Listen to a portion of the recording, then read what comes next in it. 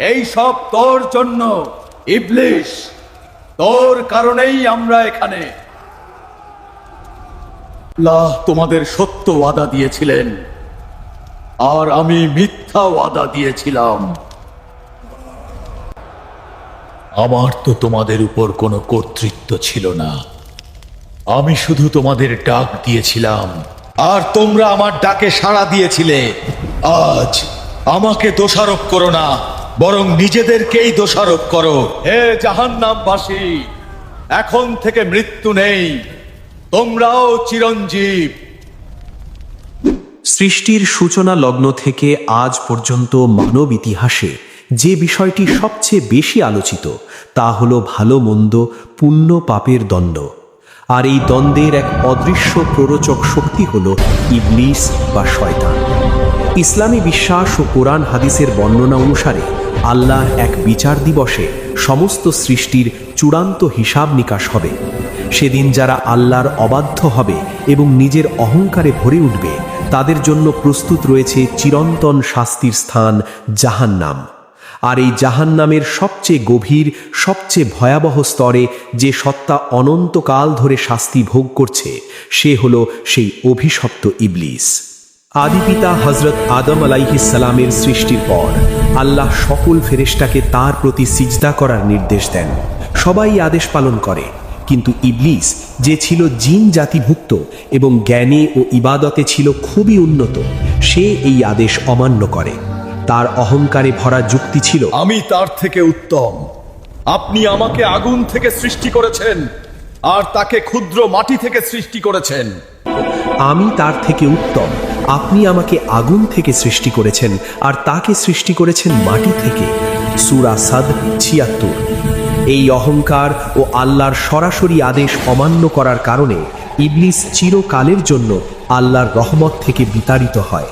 আল্লাহ তাকে কিয়ামত পর্যন্ত সময় দেন, যাতে সে মানুষকে পথভ্রষ্ট করার সুযোগ পায়।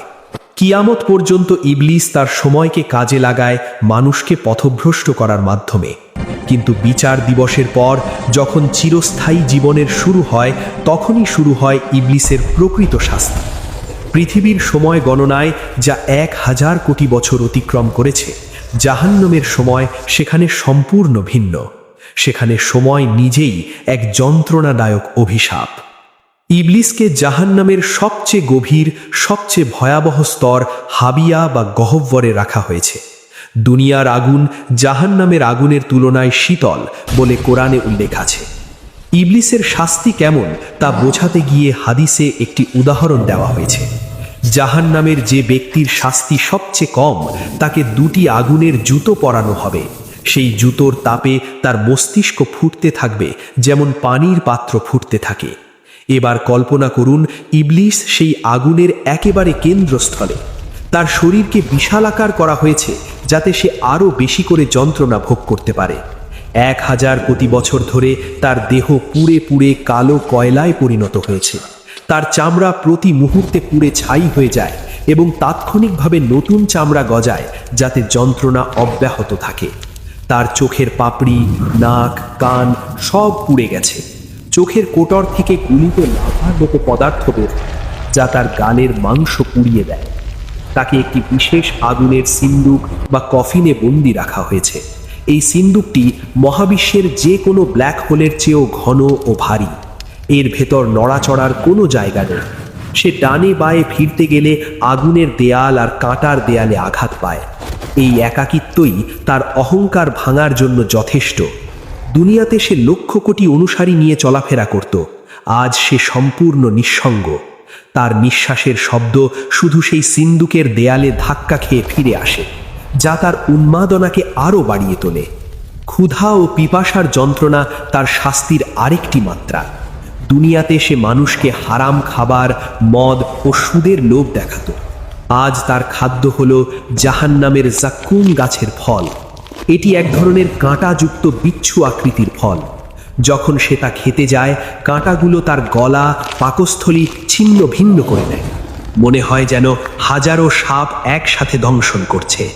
পিপাসায় কাতর হয়ে যখন সে হামিম চায়, তখন তার মুখের কাছে আনা হলে তার ঠোঁট ও মুখের মাংস গলে পড়ে যায়। তবুও তীব্র পিপাসায় সে তা পান করে, যা তার পাকস্থলী ও নাড়িভুড়ি গলিয়ে বায়ুপথ দিয়ে বের করে দেয়। ব্যথা, শারীরিক যন্ত্রণার চেয়েও কঠিন তার মনস্তাত্ত্বিক যন্ত্রণা। যখন যন্ত্রণা অসহনীয় হয়, ইবলিস একসময় আকাশের দিকে তাকিয়ে আর্তনাদ করে, হে আমাদের রব, আমাদের এখান থেকে একবার বের করুন, আমাদের দুনিয়ায় পাঠিয়ে দিন।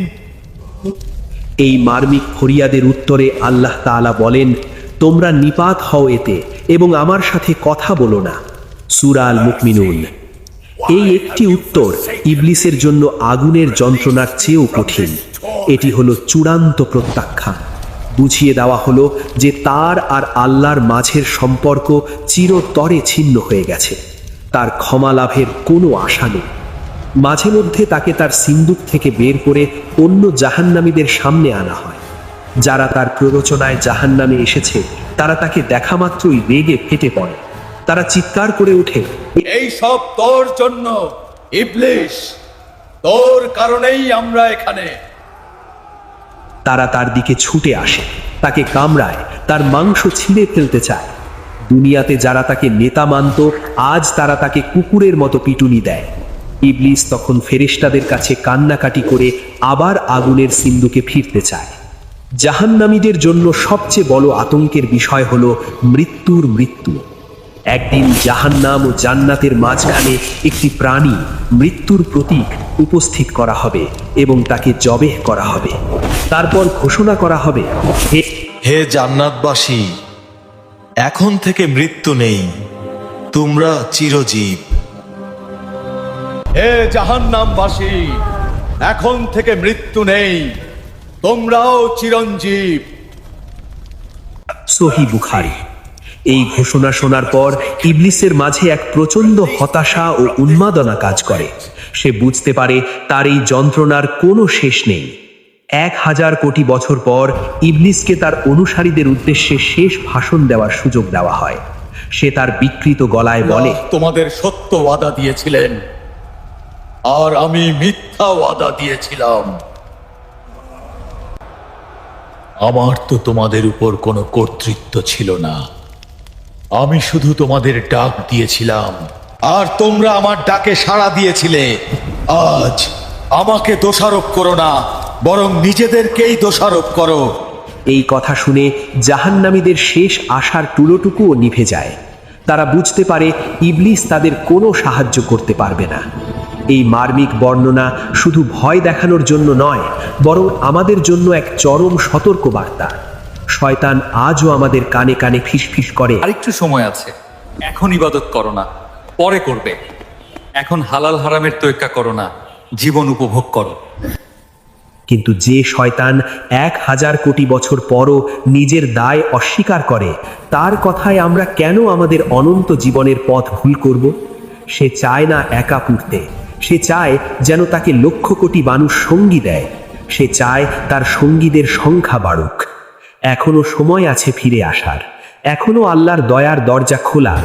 আমাদের হৃদয় এখনই স্পন্দিত হচ্ছে, এই সুযোগ কাজে লাগাতে হবে। আসুন আমরা সবাই তওবা করি, শয়তানের ধোঁকা থেকে আল্লাহর আশ্রয় চাই এবং সঠিক পথে অবিচল থাকার জন্য দোয়া করি। হে আল্লাহ, আমাদেরকে এবং আমাদের পরিবার পরিজনকে জাহান্নামের আগুন ও শয়তানের প্ররোচনা থেকে হেফাজত করুন। আমাদের ঈমানকে মজবুত করুন এবং আপনার সন্তুষ্টির পথে চলার তৌফিক দিন।